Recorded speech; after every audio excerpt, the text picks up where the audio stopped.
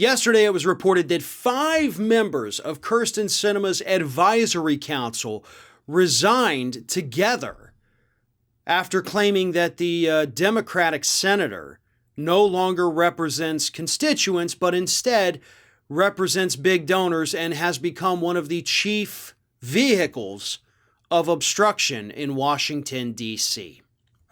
Here's the exact statement. She's become one of the principal obstacles to progress, answering to big donors rather than your own people. We shouldn't have to buy representation from you, and your failure to stand by your people and see their urgent needs is alarming. Very well put. Very accurate as well. Kyrsten Sinema has had quite the evolution as a human being in just the last 10 years. She actually began as a Green Party activist, really over to the far left. Folks have been going through her Twitter feed for weeks now, pulling all these old tweets where she calls for major progressive changes here in the United States. The very things, by the way, that she is actually now fighting to get removed from the Build Back Better Act. And now she's losing her staffers as a result of her obstruction and because of her manipulation at the hands of the big donors. And she knows she's being manipulated, she just chooses to not care about it. But here's the bigger question. What's in it for Sinema? Because the answer is not just money from big donors. We know that big money, corporate money, whatever you want to call it, influences these politicians every single day. And that guides a lot of their decisions. But the reason the corporate money is able to do that is because they use that corporate money to run for office again.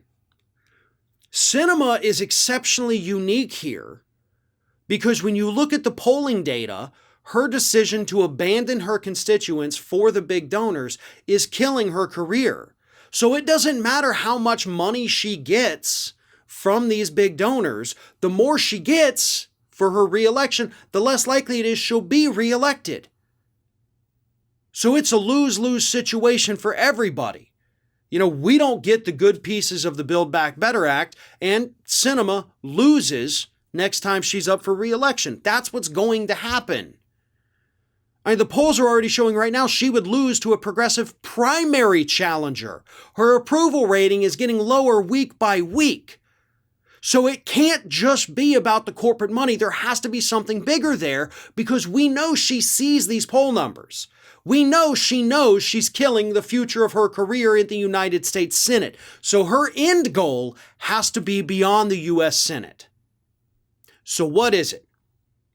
You want to make the big bucks becoming a lobbyist? You want to go actually work for one of these corporations that's giving you money?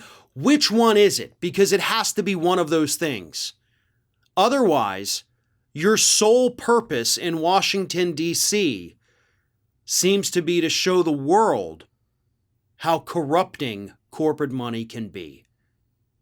So either this is some kind of routine where you're just spoofing American politics and you're going to pull the mask off eventually and show us like, ha ha ha, I'm just showing you how corrupt the system is, or you're angling for a better position far beyond the U.S. Senate, so you don't care what happens with your tanking poll numbers.